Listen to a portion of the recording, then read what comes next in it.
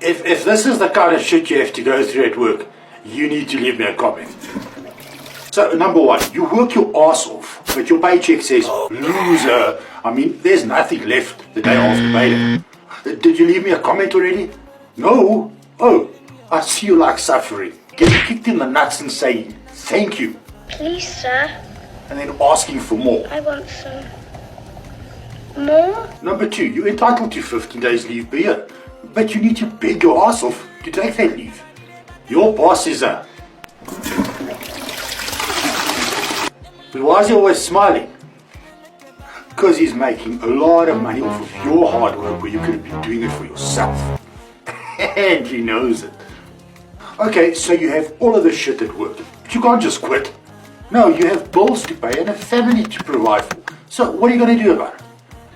Well, the internet has evolved and it has helped thousands of ordinary people escape their jobs and live a life of freedom. Or at the very least, have a better financial situation. Let me help you start a profitable online business in your spare time from the comfort of your home, so you too can achieve financial and time freedom. So if you're gatful, then comment gatful. Yeah, but please don't leave me any crappy comments. Whoa. And remember to follow, otherwise I will not be able to send you a message.